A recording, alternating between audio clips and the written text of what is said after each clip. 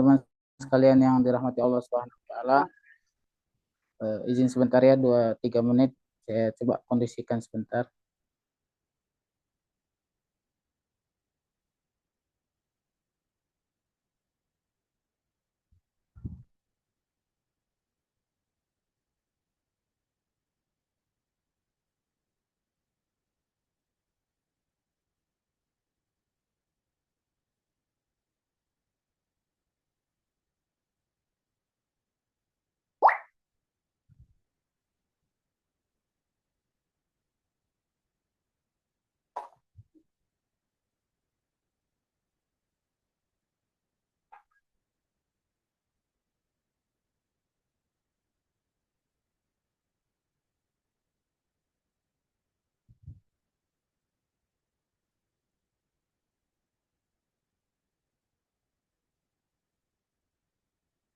Recording in progress.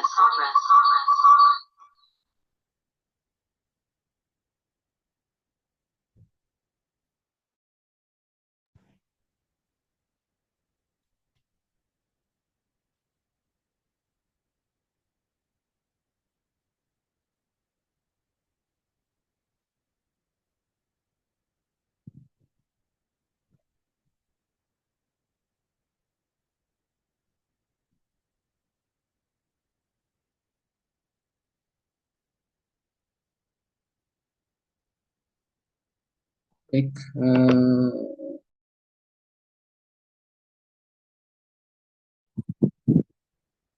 suaranya terdengar kan?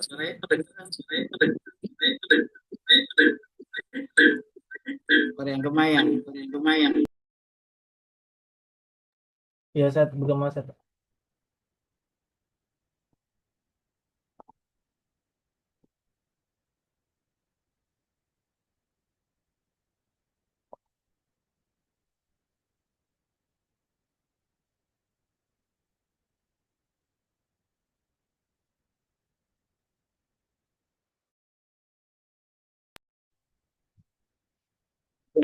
Makin jelas.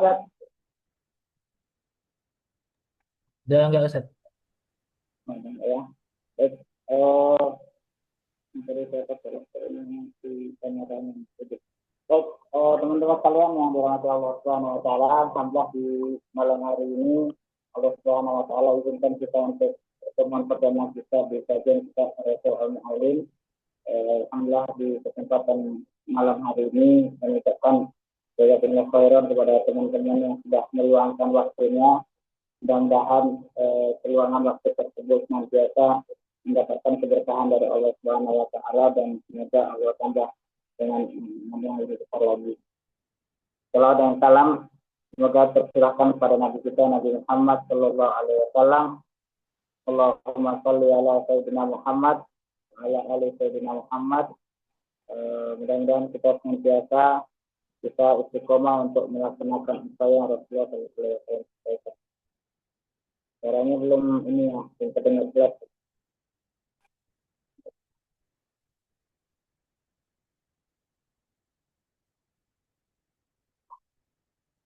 Ini sudah masuk ke suaranya, Seth? Ya, sudah, Seth. Sudah ya.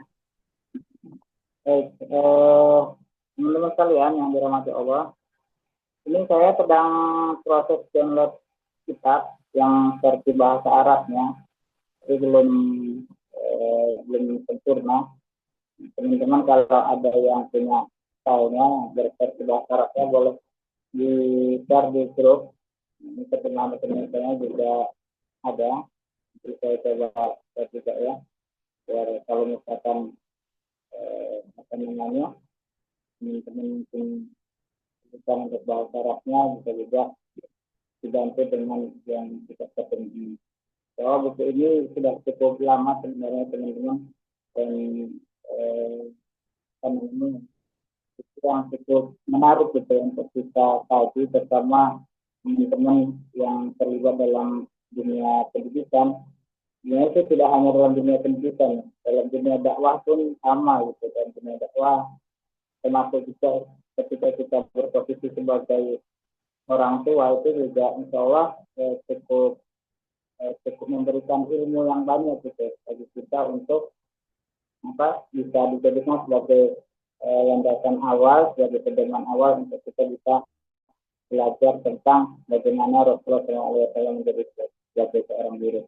Sebenarnya ketika kita berbicara mengenai surah Nabawi ya, karena ini juga tentu tidak bisa dipisahkan dari surah Nabawi ya secara tematik gitu. Hari ini pun sudah banyak orang menulis tentang Rasulullah SAW dari beberapa aspek. Misalkan Rasulullah sebagai seorang suami, Rasulullah sebagai seorang ayah, gitu, Rasulullah sebagai seorang pemimpin, Rasul al-Qaid, Rasulullah sebagai seorang bisnismen misalkan. Jadi sudah banyak secara tematik di apa namanya dikaji oleh orang-orang terkait dengan kepribadian atau terkait dengan Rasulullah SAW. Dan di kesempatan kali ini kita coba mengkaji atau belajar tentang Rasulullah sebagai seorang guru.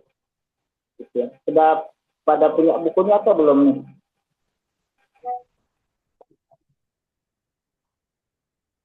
Minimal ada PDF-nya lah ya. Bisa kebaca kan kalau di HP ini.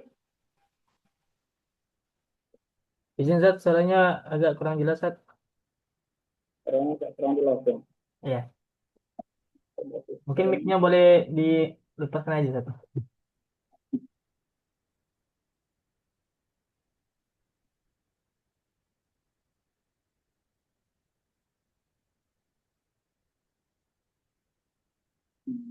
Saya pakai ini lah ya. Pakai tolak.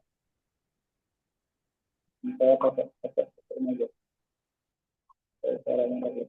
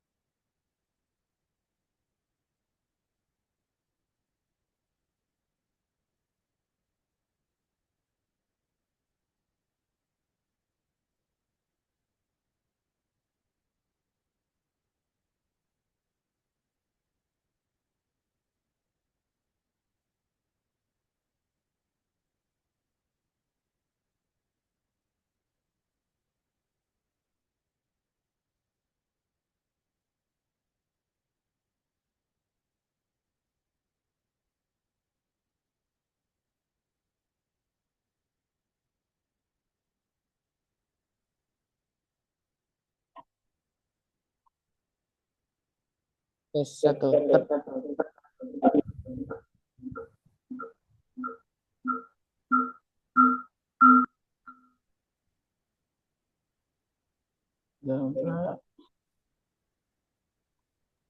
Kecil ya Zat, suaranya Zat.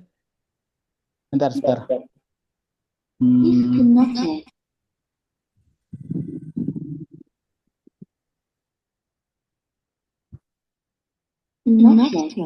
Cek, satu. Ini terdengar suara saya?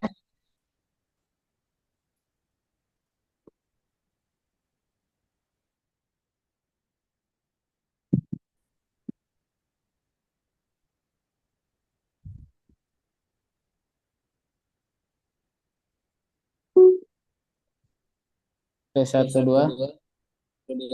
Tes 1 2. Tes 1 2.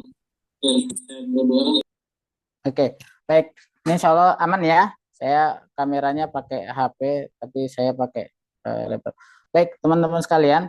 Jadi kita coba lanjut lagi tadi. Sudah pada punya kitab ini kah? Ada yang sudah punya?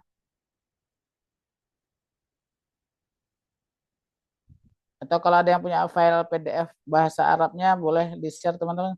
Saya belum selesai downloadnya ini. Malah file malahan. Kelihatannya saya pernah nyimpan, cuman tadi saya nyari agak lama nyarinya. Baik, jalan lanjut aja lah ya. Jadi ketika kita berbicara mengenai Rasulullah SAW, kita bisa lihat bahwa apa namanya, pertama dari sisi kitab dulu teman-teman. Jadi kitab ini ditulis oleh seorang dosen ya. Jadi kitab ini sebenarnya modul kuliah gitu, modul pembelajaran di perkuliahan, dan banyak para mahasiswa atau teman-teman sejawat dari beliau Abdul Fattah Abu Ghuddah ini yang merasa buku tersebut itu penting gitu, penting untuk dicetak gitu, penting untuk dicetak dan disebarluaskan. Karena apa? Karena jarang sekali ada buku yang secara spesifik itu mengangkat tentang Rasulullah SAW menjadi bagaimana menjadi seorang guru.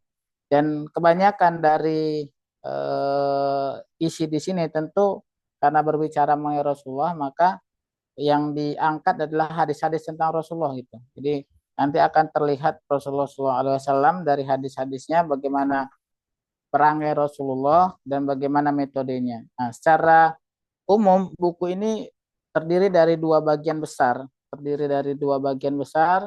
Yang pertama itu membahas tentang kepribadian Rasulullah.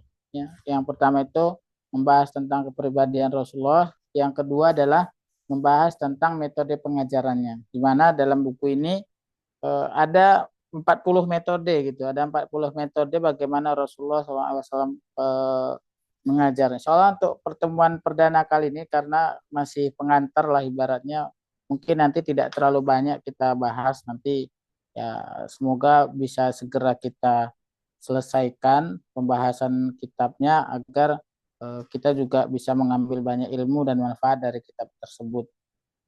Itu. Tadi yang pertama itu ya, bahwa buku ini adalah buku yang sangat bagus teman-teman untuk kita pelajari ketika kita memang apa ya, sehari-hari itu khususnya berprofesi sebagai pendidik. Tidak hanya profesi sebagai pendidik, karena pada prinsipnya manusia itu memang ya pendidik itu. Di apapun profesi kita, maka pasti kita semuanya itu memiliki potensi untuk mengajak orang lain kepada kebaikan atau mengajar orang lain gitu ya, mengajak orang lain kepada kebaikan atau mengajar, sehingga penting gitu untuk kita pahami bagaimana Rasulullah SAW dalam proses mengajar.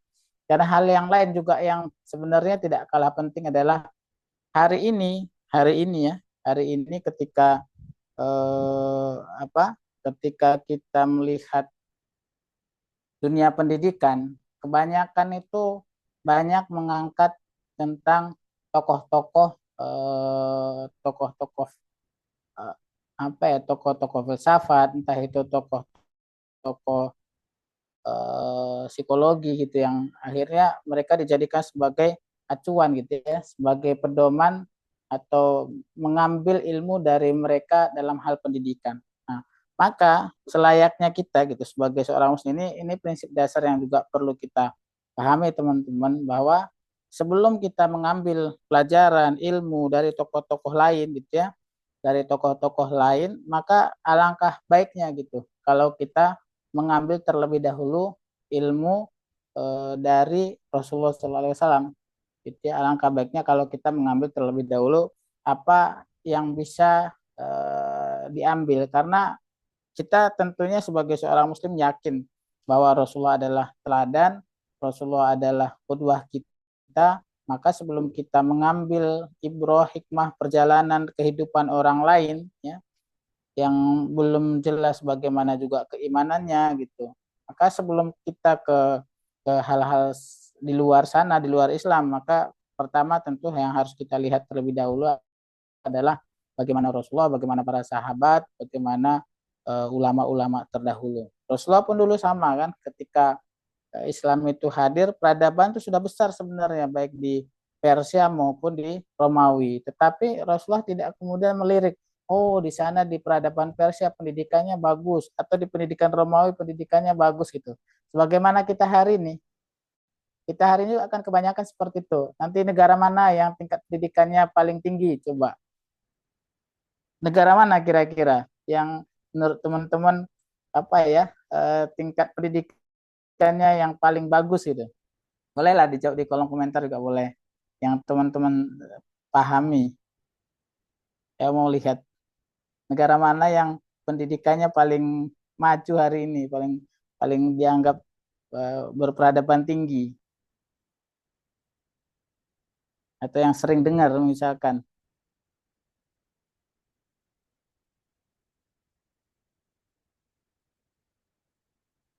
Coba teman-teman bolehlah, boleh di di kolom chat.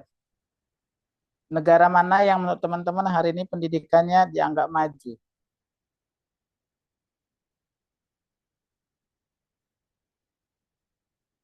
Halo,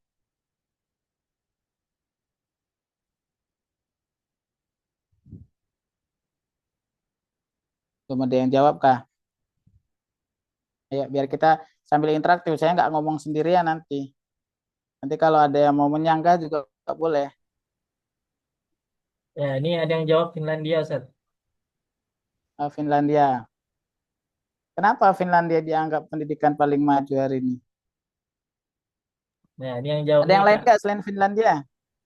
Ya, ada. Atau barangkali Cina, Jepang gitu kan, Korea gitu.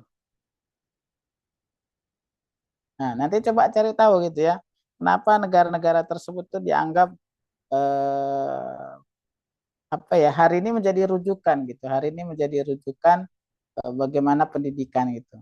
Nah, sebelum sebelum mengambil ke negara-negara lain tadi tuh yang apalagi mereka negara-negara yang mungkin tidak berketuhanan gitu ya, tidak mengenal iman, kita langsung mengambil ke daerah tersebut. Nah, itu akan bisa membuat kita menjadi ya akan jauh gitu ya dari nilai-nilai yang ada dalam Islam. Makanya sebelum kita pergi ke Jepang mengambil bagaimana pendidikan mereka, pergi ke Cina bagaimana pendidikan mereka, pergi ke Finlandia misalkan bagaimana pendidikan mereka, pergi ke coba nanti cari negara yang memiliki tingkat stres terbesar di dunia gitu.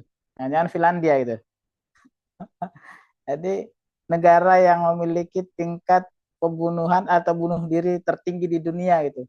Jangan-jangan negara-negara yang hari ini kan di ChatGPT bisa dicari ya, negara yang memiliki tingkat depresi tertinggi misalkan di dunia. 10 negara yang memiliki tingkat depresi tertinggi di dunia misalkan. Lah akan ketahuan, akan dapat gitu. Jangan-jangan nanti hasilnya adalah negara-negara yang hari ini kita anggap berkembang, gitu ya, negara yang maju, maaf, negara-negara yang hari ini kita anggap negara yang maju. Nah, makanya sebelum kita melihat bagaimana negara-negara lain atau peradaban-peradaban lain dalam hal pendidikannya, alangkah baiknya kalau kita tentunya harus melihat dulu di dalam Islam. Dan luar biasa dalam Islam itu sebenarnya gudang ilmunya, Masya Allah itu ya, baik dari Al-Quran sendiri, dari Rasulullah SAW, atau bahkan dari para ulama-ulama terdahulu, itu sangat banyak sekali ilmu yang bisa kita ambil. Nah, tentu teladan utama adalah Rasulullah. Nah, dalam kitab ini mudah-mudahan nanti kita bisa selesaikan. Berharap kami teman-teman, ayah bunda, bang kakak itu bisa bisa istiqomah gitu ya untuk kita diskusi. Saya juga berharap itu bukan saya sendirian yang akan berbicara, tapi teman-teman juga kita gantian. Kita diskusi lah sifatnya, kita diskusi lah sifatnya agar nanti kita bisa apa ya, pemikiran yang ada dalam diri kita juga tertuangkan gitu. Baik, kita langsung masuk ke bagian pertama ya. Bagian pertama. Nas dalam Al-Quran bahwa Rasulullah adalah guru.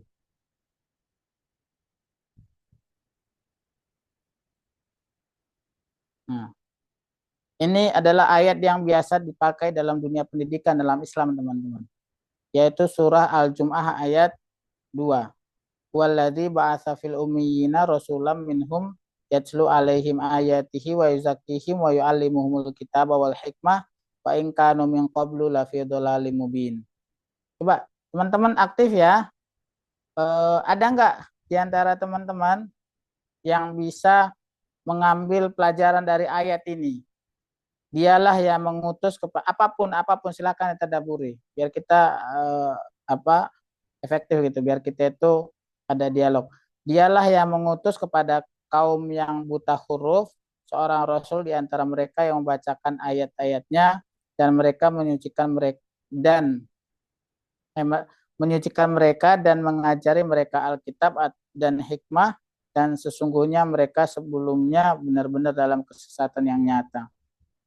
Coba-coba teman-teman, saya minta adalah yang bersuara, boleh siapa? eh, tadi Kak Fajar, Kak Sri Mariani atau siapapun, Bunda Ainul juga boleh. Apa kira-kira dari yang bisa kita tadaburi dari ayat ini nih? Surah Al-Jumu'ah ayat 1. Ayat maaf ayat 2. Saya besarkan.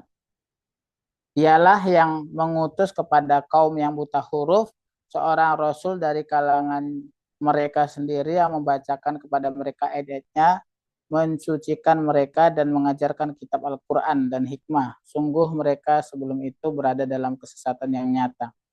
Yuk bantu. Kak Kifah, bolehlah.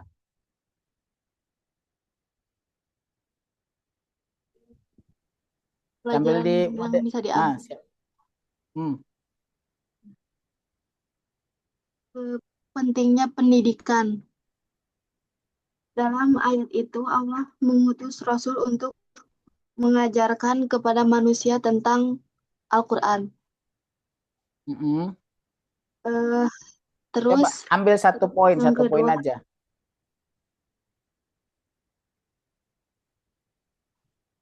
Satu poin, nanti biar yang lain juga gantian.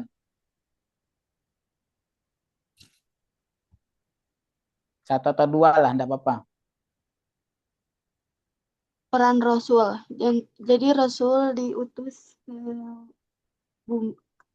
untuk membimbing manusia keluar dari kesesatan dan membawa mereka Mm-mm. kepada jalan yang benar. Oke. Berarti boleh dibilang Rasulullah adalah orang yang memang Allah utus gitu ya untuk mengeluarkan manusia dari kesesatan. Coba yang lain. Oke. Good.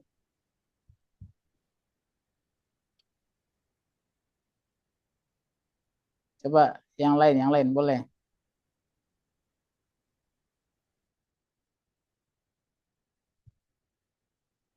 Saya senang kalau teman-teman diskusi, tidak mendengarkan doang, nanti ngantuk malahan. Saya pun ngantuk sebenarnya ini. Tapi ditahan gitu ya. Kak Fajar, tadi siapa yang dari Ibnu Khaldun tadi?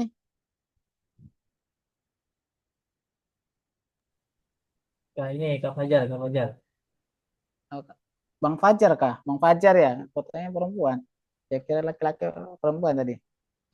Bang Fajar, hadir kah? Salam Hadir, kenal hadir. saya.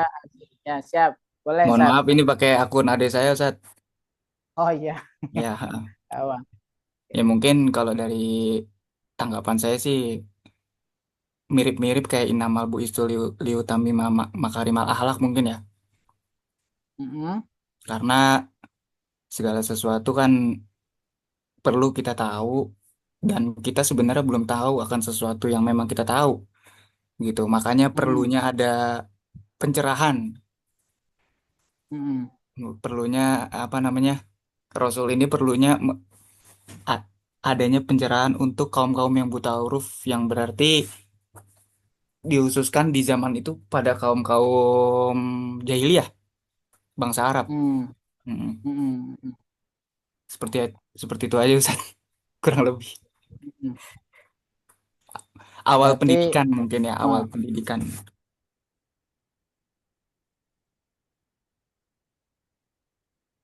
berarti Rasulullah sebagai tadi ya, hampir mirip dengan yang pertama. Itulah titik tekannya adalah bahwa Rasulullah sebagai kalau tadi sebagai pengajar yang tadi yang disampaikan oleh Bang Fajar, berarti kan Rasulullah juga yang memang Allah utus untuk menyempurnakan akhlak manusia. Jadi kalau kita berbicara mengenai akhlak, maka akhlak yang harus diambil pertama adalah dari Rasulullah. Tadi juga sama berbicara mengenai pengajaran itu, maka metode atau model pengajaran yang pertama sekali harus kita ambil adalah dari Rasulullah. Nah, nanti bagaimana kita mau mengambil Rasulullah atau metode model dari Rasulullah sedangkan kita tidak tahu gitu kan ya.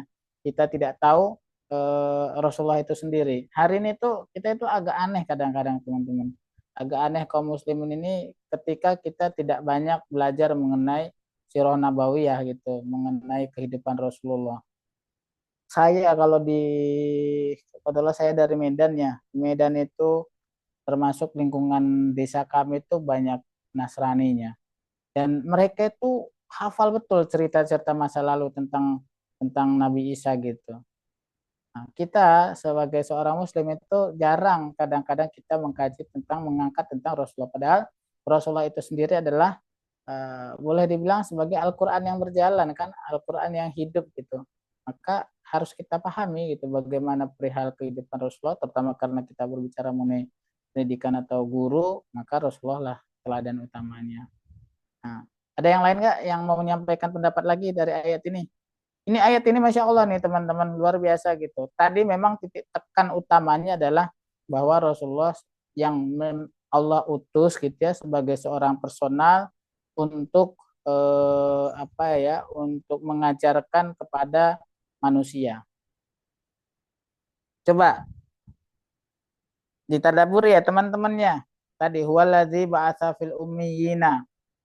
Rasulullah itu kan ummi ya kan?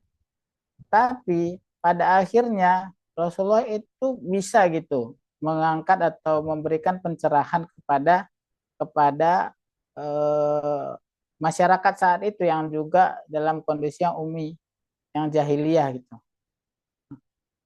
Artinya itu Rasulullah yang sebagai orang yang ummi saja kuat gitu, kokoh. Makanya kalau kita mau lihat di mana sih bentuk kekokohannya itu, ya bentuk kekokohannya adalah kegigihan Rasulullah dalam menyampaikan dakwah.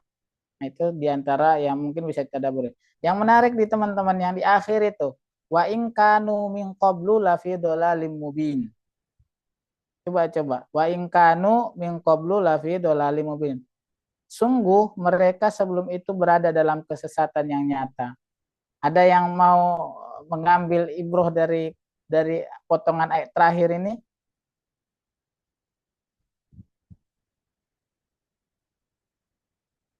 Sri Mariani barangkali? Iya, Ustadz. Cuman saya mau Ya, ini aja yang di awal aja ya tadi. Bagian yang oke. ini aja. Yang dialah yang mengutus kepada kaum yang buta huruf seorang rasul dari kalangan mereka sendiri. Jadi kalau menurut saya yang ini ya Ustadz ya. Kalau yang terakhir saya nggak kurang tahu, kurang paham. Jadi kalau yang menurut saya bagian di awal tadi itu kenapa Allah itu mengutus rasul dari kalangan mereka, maksudnya kalangan kita sebagai manusia. Jadi coba kalau misalnya kita bayangkan rasul itu dari kalangan malaikat.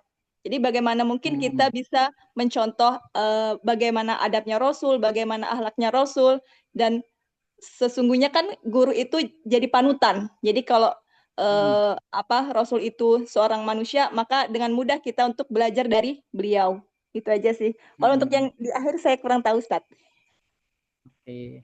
Ada yang bisa bisa menerka-nerka. Jadi ayat dalam Al-Quran itu kan setiap kata, setiap kalimat itu pasti ada fungsinya kan? Wa in kana min qablu lafi dhalalim mubin.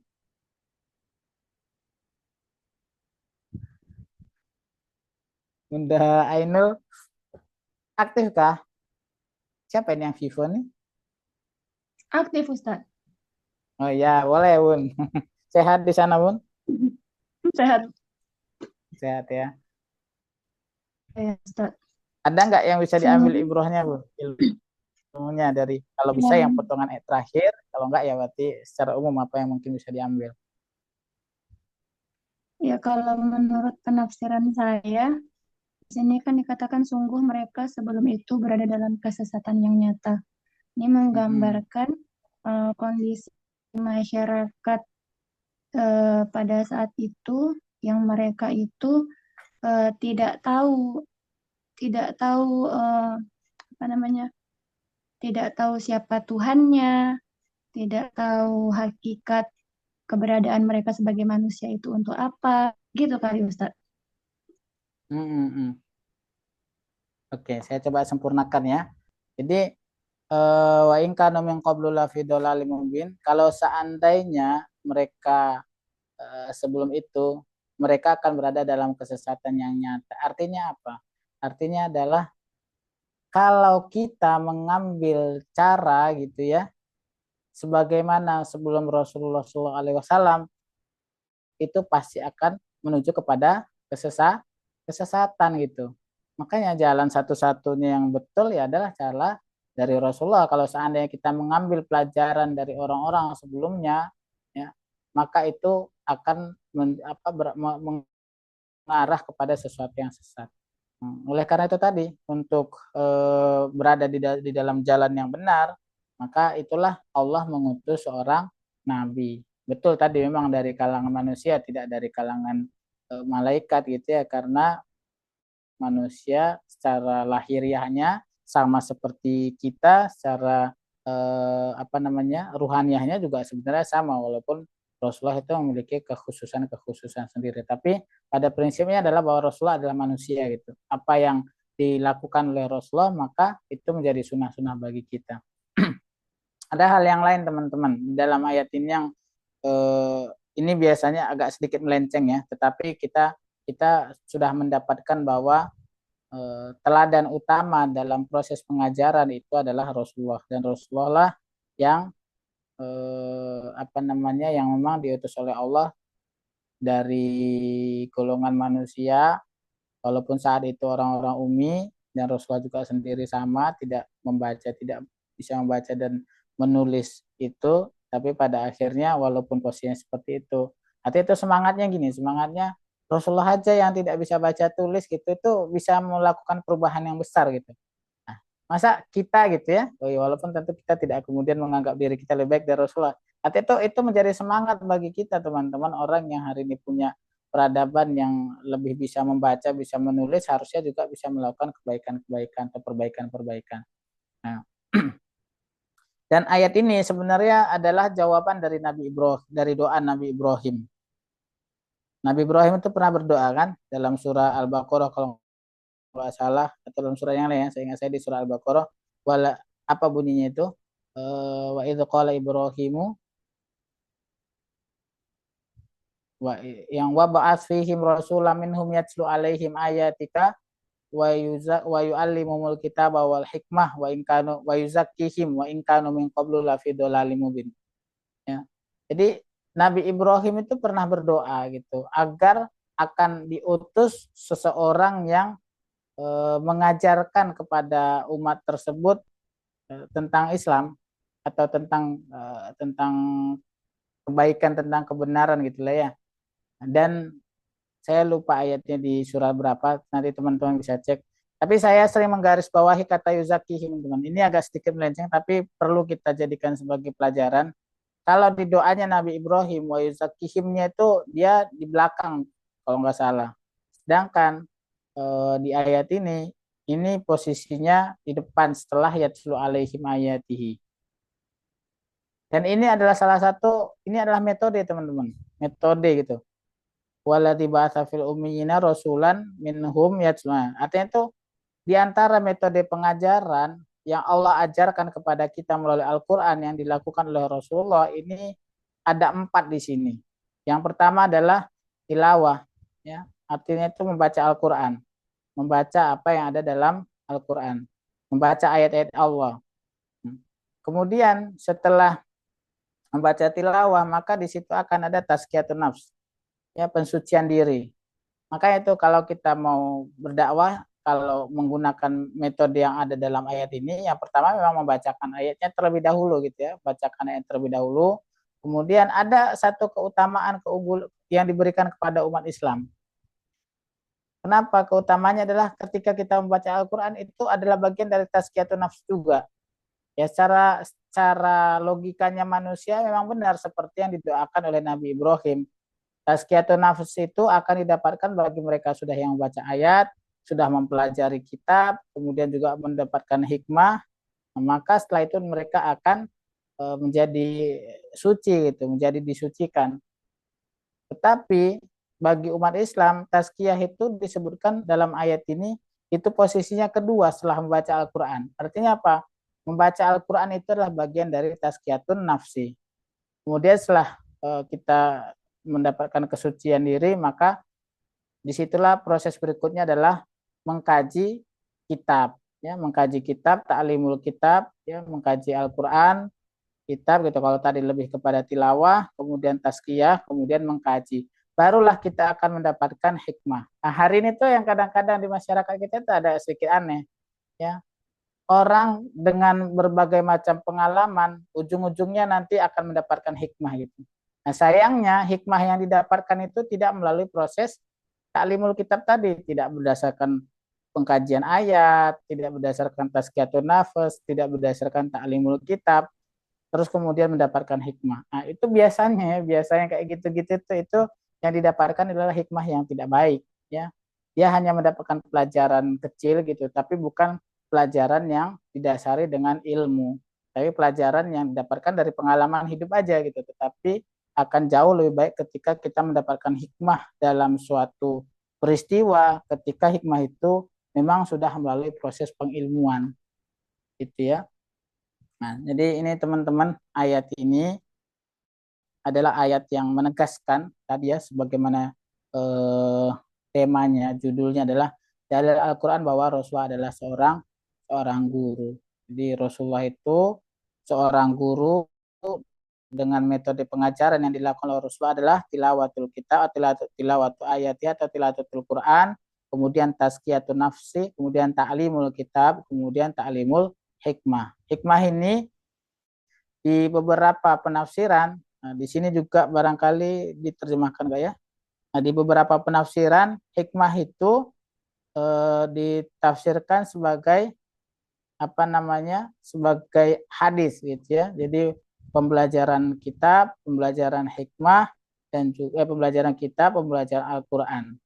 Dan ketika kita tidak menggunakan metode ini, ya, tidak menggunakan tilawatul ayah, kemudian tazkiyatun nafas, taklimul kitab, taklimul hadis gitu ya, taklimul hikmah, maka pasti kita akan berada dalam kesesatan teman-teman.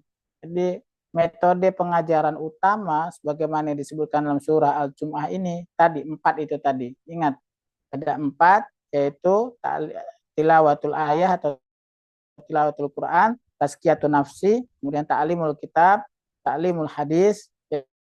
Jadi hikmah ini dalam beberapa penafsiran nanti akan ditemukan bahwa ini adalah sunnah gitu atau hadis Nabi Shallallahu Alaihi Wasallam, sunnah Rasulullah.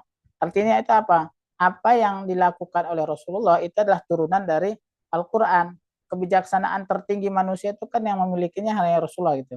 Nah, itulah hikmah tadi itu. Makanya dalam beberapa penafsiran hikmah ini disebutkan sebagai sunnah Nabi. Makanya tadi itu dalam kita proses pengajaran kepada orang lain, kepada siapapun, maka metode utama yang bisa kita lakukan berdasarkan ayat surah Al-Jumu'ah ini adalah 4 tadi itu, ya.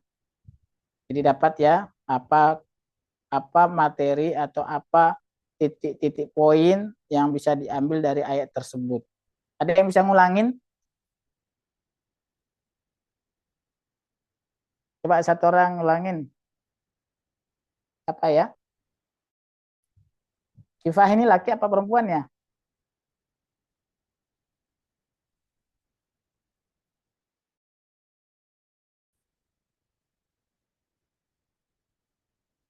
Nggak ada. Kalau nggak ada saya udah jam 9 ya. Saya kira cukup dulu lah ya. Karena sudah jam 9.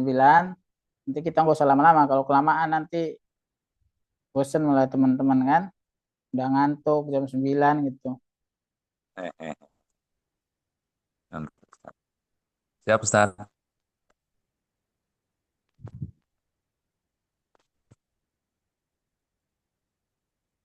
Mungkin itu dulu Ustaz Azim. Barangkali kalau ada yang mau didiskusikan, tafadhol. Barangkali ada atau masukan, pendapat, sanggahan boleh dari teman-teman. Nanti biar kita, nggak saya sendiri yang berbicara, teman-teman juga ikut memberikan sumbangsi pemikiran. Terima kasih. Saya kembalikan ke Ustaz Azim dulu. Assalamualaikum warahmatullahi wabarakatuh. Waalaikumsalam warahmatullahi wabarakatuh. Sekarang jazakumullah khair Ustaz Aziz yang sudah menyampaikan materi. Mungkin dari kawan-kawan, Ustaz ada yang mau bertanya ataupun yang mau berdiskusi, silakan. Boleh, Ya, Ustaz. silakan Bapak. Ini siapa namanya Pak? Iskandar, Ustaz. Oh, Pak Iskandar. Siap, Pak Iskandar, silakan. Bismillah ya, mudah-mudahan. Eh, tadi yang dibahas wallazi ba'atsa fil ummiyin. Jadi ba'atsa fil ummiyin, Rasulullah diutus oleh Allah kepada kaum ummiyin. Jadi yang pernah ikut belajar tentang ummiyin ini, ummiyin adalah orang-orang yang ummi, orang-orang yang belum banyak pengetahuan. Jadi ummi sendiri itu dari ummiyin itu berasal dari ummi, bahasa Arab ummi yang berarti adalah ibu. Ummiyin adalah anak-anak kecil yang masih keibu-ibuan gitu, yang masih membutuhkan ibu. Jadi belum banyak pengetahuannya. Nah, di sini apa namanya itu? Tentang Rasul juga yang disebut Umi. Ini umminya ada dua keunggulan insya Allah, Ustaz. Yang pertama, Rasulullah tidak pandai baca tulis, tetapi mampu menyelesaikan semua masalah, khususnya tentang ketauhidan kepada Allah. Nah, dari ibarat dicontohkan begini, Ustaz. Ada orang yang sekolah sampai tinggi, dia pandai, itu wajar. Tapi Rasulullah umi, tetapi kemampuan daya pikirnya dan mengarahkannya ke sebuah aturan yang benar itu mampu. Sehingga disematkan sifat-sifat 4 itu. Tabligh amanah, apa namanya, patonah, ya. Jadi kemampuan Rasulullah itu melebihi orang-orang Arab yang saat itu sudah belajar tinggi. Yang kedua, keunggulan daripada Rasulullah dengan uminya Rasulullah itu menangkal secara otomatis pendapat orang-orang yang dianggap pandai kala itu bahwa Muhammad itu bisa ngarang sendiri karena dia belajar. Nah, dengan tidak belajarnya Nabi Muhammad dengan uminya Nabi Muhammad itu secara otomatis menangkal tuduhan bahwa Muhammad itu bisa ngarang sendiri. Nah, kira-kira begitu, Ustaz. Ya, mohon maaf. Siap, Insya Allah. Masya Allah. Ini insight yang luar biasa ini. Ya. Ya, silakan, Ustaz Aziz mungkin mau menambahkan atau menanggapi, silakan.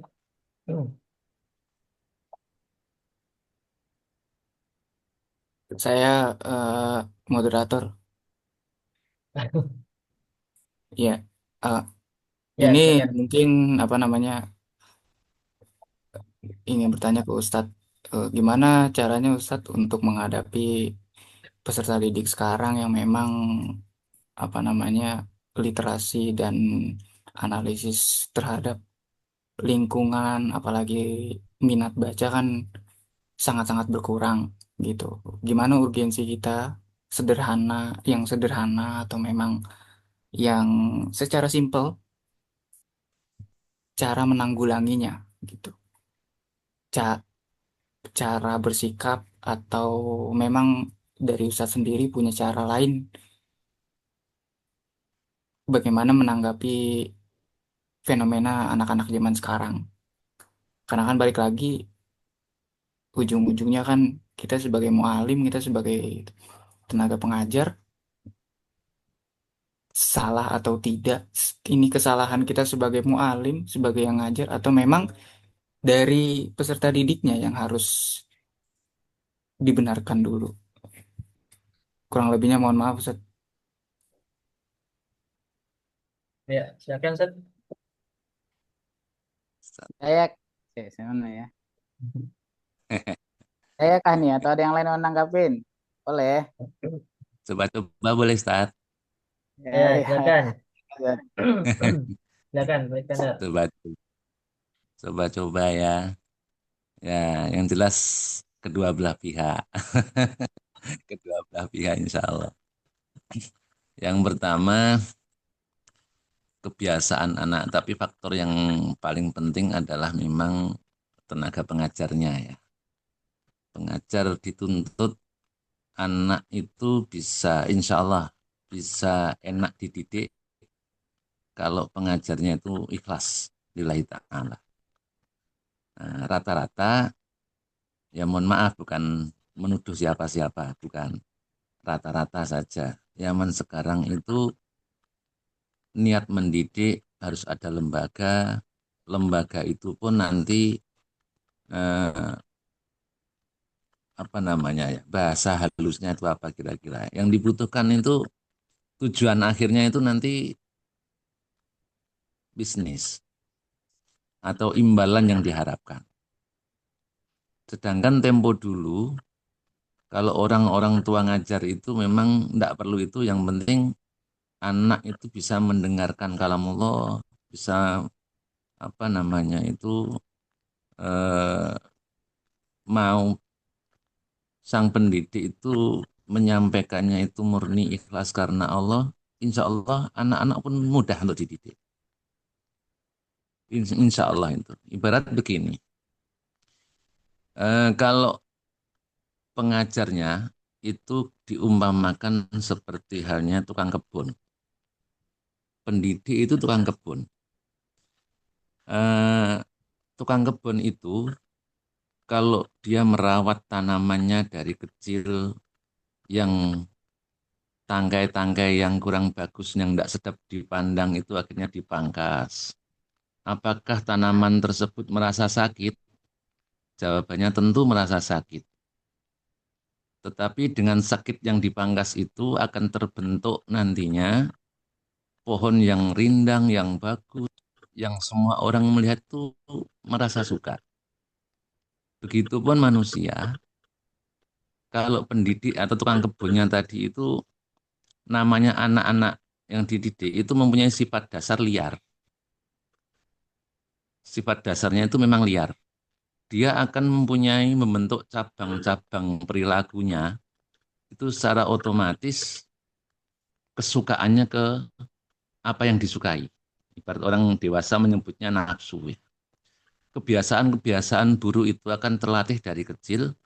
Kalau memang pendidiknya suka memangkas, jadi kebiasaan yang buruk nanti ditegur, kadang ya ditegur dengan keras.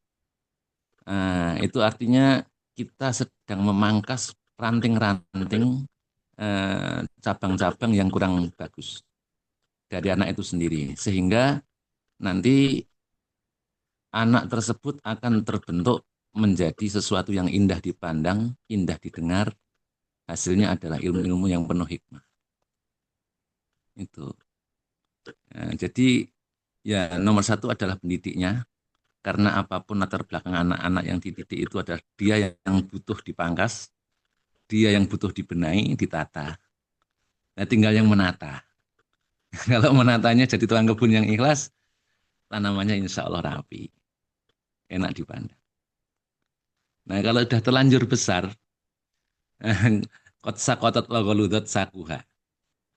Jadi ranting itu kalau sudah mulai mengeras, orang itu sudah mulai dewasa, saat dilekukkan ke sana ke sini sudah tidak bisa. Akhirnya terbentuklah kebiasaan buruk itu sampai dewasa, kalau ditegur patah. Gitu Ustaz, insya Allah Ustaz. Yang dibenahi dulu gitu. Yang kedua, tentang modernisasi Ustaz, itu biasanya itu juga mempengaruhi. Kalau saya kecil dulu, itu kan pakai lampu sentir Ustaz ya. Itu ternyata setelah saya coba mengamati pelan-pelan gitu. Lampu sentir yang nyalanya cuman seperti itu membuat mata kita terbelalak untuk melihat huruf demi huruf Al-Quran. Tetapi begitu sekarang sinar lampu yang begitu terangnya, justru kita melihat anak-anak yang kita didik, kita perhatikan itu, melihat huruf-huruf itu seolah-olah itu dia tahu dari jarak jauh. Itu juga mempengaruhi apa namanya itu rekaman dari otak sang anak itu sendiri. Dan jadi saat mata celek betul gitu, melotot melihat huruf-huruf sama orang yang setengah terbuka matanya untuk melihat huruf Al-Quran itu tempelannya jelas beda. Itu yang sekarang saya coba saya lihat anak ini kayaknya kok, oh bacanya cepat tapi banyak salah. Oh karena ndak kurang diperhatikan. Oh tangannya ndak nunjuk huruf-hurufnya. Kayak gitu. Jadi perbedaannya sekarang tuh memang modernisasi itu banyak halnya. Mohon maaf, segitu dulu Ustaz.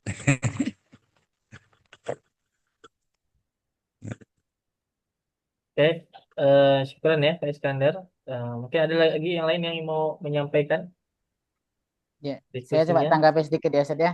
Ya, silakan. Eh, apa tadi terkait dengan Umi tadi kan, ya memang seperti itulah ya.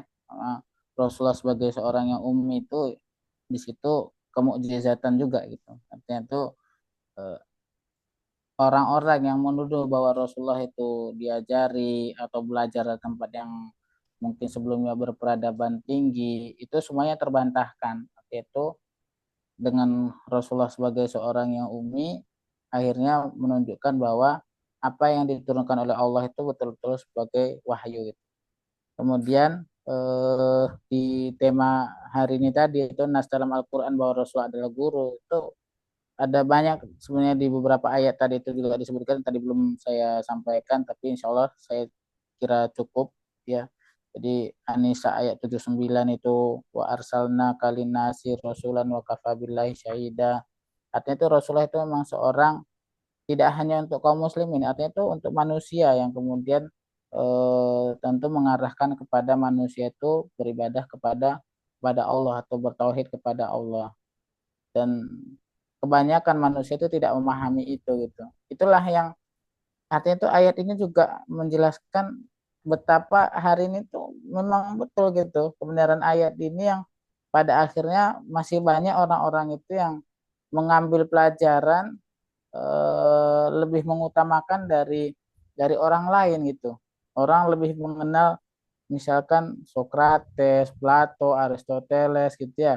Dalam psikologi juga nanti sama, ada Froebel, ada Komensky gitu, ada J.J. Rosso gitu. Bahkan kadang-kadang orang-orang itu lebih kenal tokoh-tokoh tersebut daripada tokoh-tokoh yang ada dalam Islam sendiri. Bahkan Rasulullah sendiri pun orang nggak memahaminya gitu. Itulah pentingnya buku ini yang akhirnya mengangkat tentang kepribadian dan metode Rasulullah dalam mengajar. Kemudian yang tadi sama Bang Fajar tadi itu sebenarnya memang problematika anak-anak hari itu luar biasa banyak ya. Saya coba ngambil aja lah satu, misalkan dari sisi literasi tadi itu. Hari ini tuh dalam dunia pendidikan kita, eh, ketika berbicara mengenai literasi, anak di sekolah itu hanya dilatih untuk bisa membaca gitu ya, untuk bisa membaca. Tapi untuk me, mengondisikan anak agar bisa memahami apa yang dibaca itu terkadang itu masih belum maksimal. Apalagi untuk mengajak anak agar memiliki semangat yang kuat dalam membaca gitu. Apalagi hari ini tuh tantangannya luar biasa kan, gadget, HP, TV gitu kan, gadget lah terutama, laptop itu menjadi tantangan yang sangat besar. Nah, tentu tadi seperti yang disampaikan oleh Pak Es ya, yang pertama yang memang harus memiliki keahlian kemampuan yang kuat, yang kokoh dan juga tentu didasari dengan keikhlasan yang kuat itu adalah seorang guru gitu. Nah, hari ini guru-guru pun banyak yang bermasalah gitu. Artinya itu sebagai seorang guru itu dari sisi keikhlasan, dari sisi kemampuan itu masih banyak catatan. Belum nanti dari sisi anaknya. Anaknya pun masih banyak yang dari kecil itu tidak, kalau melakukan kesalahan dianggap itu sesuatu yang biasa gitu. Tadi seperti yang disampaikan Pak Is. Biasa, wajar gitu ya. Sehingga masih anak-anak gitu. Tidak diperbaiki sejak kecil, melakukan kesalahan-kesalahan memang itu fatal untuk diperbaiki, tidak diperbaiki, yang pada akhirnya ketika mereka sudah beranjak dewasa gitu, itu semakin susah gitu. Itulah yang terjadi pada generasi-generasi kita hari ini. Ditambah lagi memang pemahaman atau pendidikan keimanan mereka itu tidak dilatih sejak kecil, gitu ya. Tadi ya Bang Fajar pertanyaan langsung to the point saat itu. Ya itulah yang menjadi PR kita ke depan gitu. PR kita ke depan sebagai seorang guru, bagaimana agar anak-anak itu ya apa ya, terbina secara akhlak, terbina secara iman, kemampuan juga sama, dunia literasi mereka juga bagus, pengetahuan juga mereka juga bagus. Nah, itulah yang menjadi PR kita ke depannya gitu. Jadi lini kita masing-masing tentunya saat ini ya, entah itu di keluarga, entah itu di lembaga pendidikan, entah itu di sekolah gitu, yang akhirnya menjadi PR bagi kita bersama untuk berbagi. Cuman saya ingin kembali lagi ke topik tadi kita bahwa permasalahan semua yang ada kita dapatkan di masyarakat hari ini atau dalam dunia pendidikan kita hari ini, insya Allah akan selesai itu. Akan selesai ketika kita mengambil cara yang diajarkan oleh Allah melalui Al-Quran maupun melalui Rasulullah SAW. Insya Allah semuanya, karena ya itulah keyakinan kita sebagai seorang Muslim. Makanya itu sebelum melihat kepada dunia luar, pahami dulu apa yang dalam dunia Islam, jangan kita terlalu silau dengan dunia luar sehingga dunia Islam kita sendiri kita malah menjadi asing.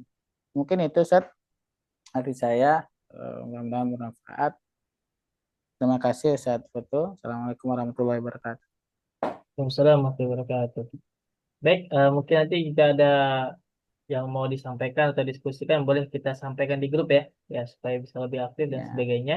Atau terus ini pekan depan ya semakin Ya, pekan depan jangan juga yang boleh hari ini sudah datang dipertahankan untuk tetap datang biar nanti semakin hidup diskusinya insya Allah. Ya, benar. Nah, begitu ya, insya Allah semoga ini jadi wasilah kebaikan untuk kita semua dan saya ucapkan terima kasih kepada kawan-kawan ustazah yang sudah hadir ya pada kesempatan kali ini. Semoga kita istiqomah dalam kebaikan dan semoga kita bisa istiqomah ya menyelesaikan pelajaran kita ya agar bisa harapannya bisa menjadi pengajar sebagaimana metode Rasulullah SAW. Amin ya rabbal alamin. Baik, itu saja mungkin kita tutup dengan sama-sama mengucapkan alhamdulillahirabbil alamin dan doa penutup majelis subhanakallahumma bihamdika asyhadu an la ilaha illa anta astaghfiruka wa atubu ilaik. Saya akhiri assalamualaikum warahmatullahi wabarakatuh. Waalaikumsalam warahmatullahi wabarakatuh.